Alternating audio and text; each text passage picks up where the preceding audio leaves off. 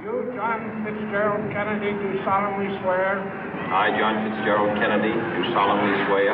That you will faithfully execute the office of President of the United States. That I will faithfully execute the office of President of the United States.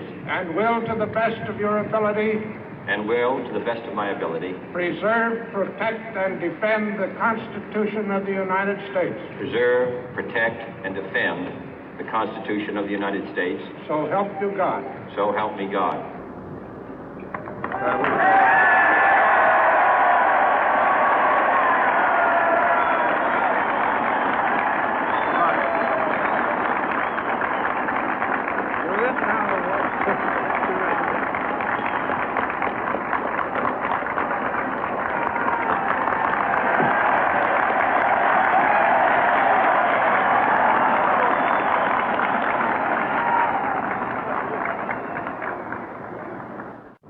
Vice President Johnson, Mr. Speaker, Mr. Chief Justice, President Eisenhower, Vice President Nixon, President Truman, Reverend clergy, fellow citizens. We observe today not a victory of party, but a celebration of freedom, symbolizing an end as well as a beginning, signifying renewal as well as change. For I have sworn before you and Almighty God the same solemn oath our forebears prescribed nearly a century and 3/4 ago.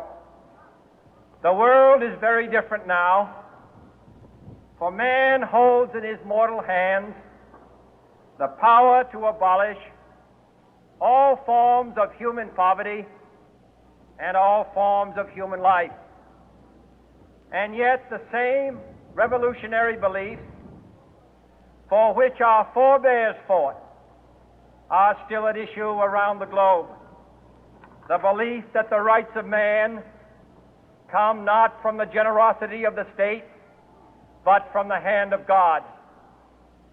We dare not forget today that we are the heirs of that first revolution.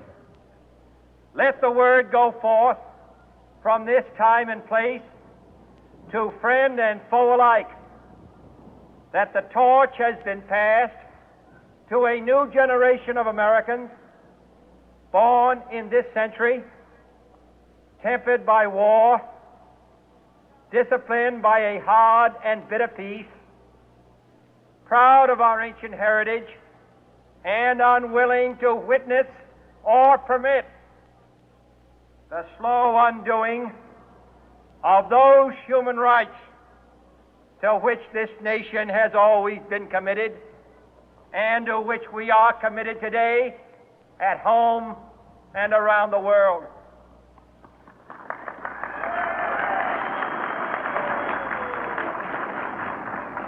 Let every nation know, whether it wishes us well or ill, that we shall pay any price, bear any burden, meet any hardship, support any friend, oppose any foe to assure the survival and the success of liberty.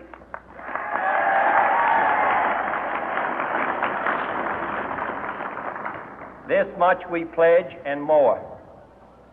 To those old allies whose cultural and spiritual origins we share, we pledge the loyalty of faithful friends. United, there is little we cannot do in a host of cooperative ventures. Divided, there is little we can do, for we dare not meet a powerful challenge at odds and split asunder. To those new states whom we welcome to the ranks of the free, we pledge our word that one form of colonial control shall not have passed away, merely to be replaced by a far more iron tyranny. We shall not always expect to find them supporting our view, but we shall always hope to find them strongly supporting their own freedom, and to remember that in the past, those who foolishly sought power by riding the back of the tiger ended up inside.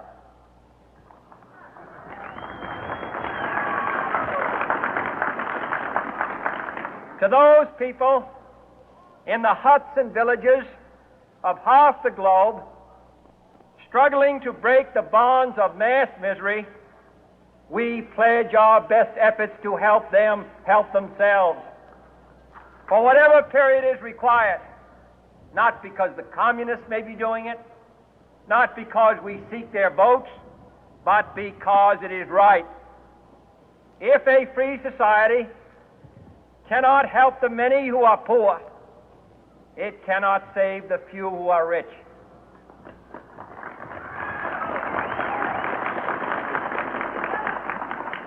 To our sister republics south of our border, we offer a special pledge to convert our good words into good deeds, in a new alliance for progress, to assist free men and free governments in casting off the chains of poverty.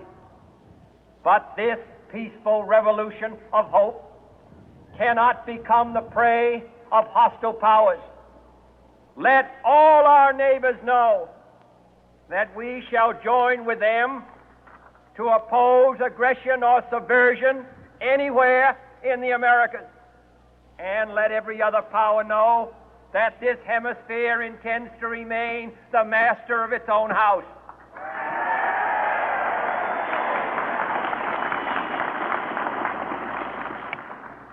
To that World Assembly of Sovereign States, the United Nations, our last best hope, in an age where the instruments of war have far outpaced the instruments of peace, we renew our pledge of support to prevent it from becoming merely a forum for invective, to strengthen its shield of the new and the weak, and to enlarge the area in which its writ may run.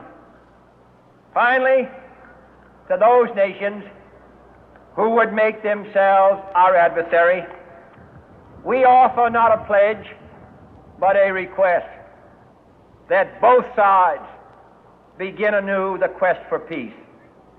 Before the dark powers of destruction, unleashed by science, engulf all humanity in planned or accidental self-destruction, we dare not tempt them with weakness, for only when our arms are sufficient beyond doubt can we be certain beyond doubt that they will never be employed. But neither can two great and powerful groups of nations take comfort from our present course, both sides overburdened by the cost of modern weapons, both rightly alarmed by the steady spread of the deadly atom, yet both racing to alter that uncertain balance of terror that stays the hand of mankind's final war. So let us begin anew, remembering on both sides that civility is not a sign of weakness, and sincerity is always subject to proof. Let us never negotiate out of fear, but let us never fear to negotiate.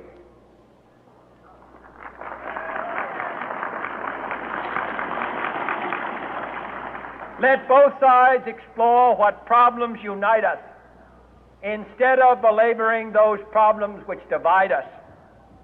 Let both sides, for the first time, formulate serious and precise proposals for the inspection and control of arms, and bring the absolute power to destroy other nations under the absolute control of all nations.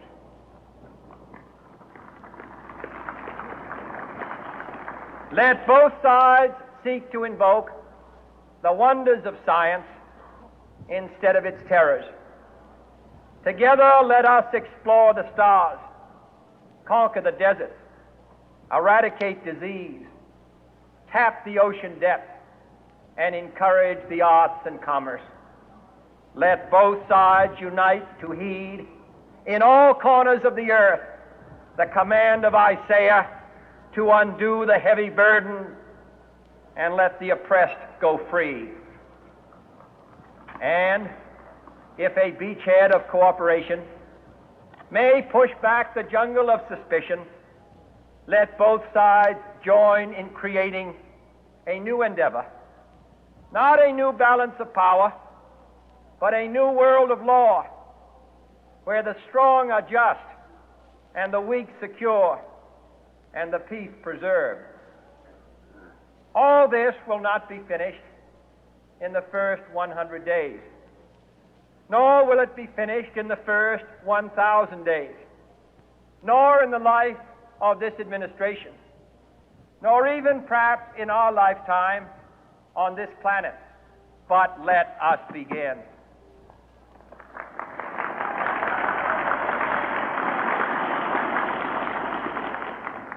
In your hands, my fellow citizens, more than mine, will rest the final success or failure of our course.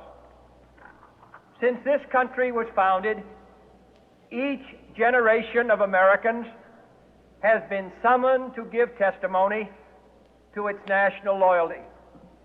The graves of young Americans who answered the call to service surround the globe.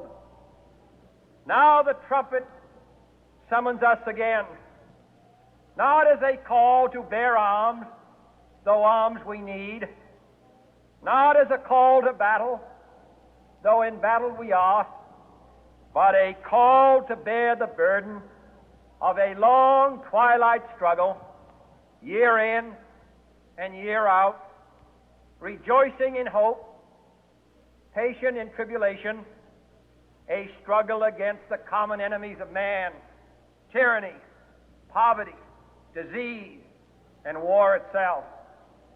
Can we forge against these enemies a grand and global alliance, north and south, east and west, that can assure a more fruitful life for all mankind? Will you join in that historic effort?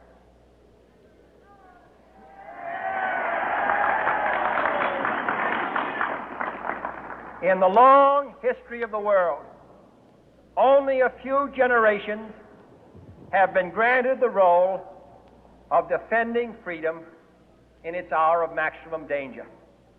I do not shrink from this responsibility. I welcome it.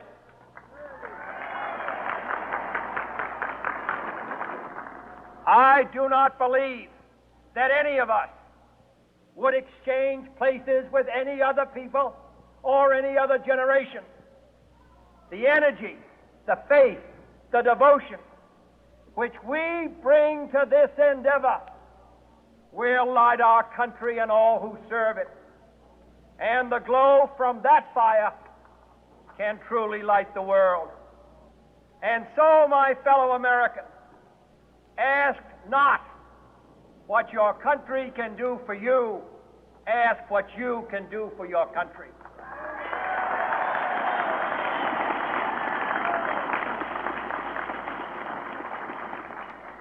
My fellow citizens of the world, ask not what America will do for you, but what together we can do for the freedom of man.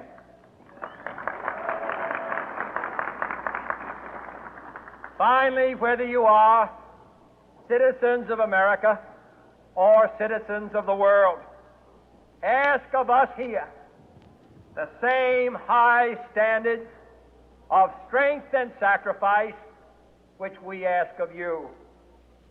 With a good conscience, our only sure reward, with history the final judge of our deeds, let us go forth to lead the land we love, asking His blessing and His help, but knowing that here on earth God's work must truly be our own.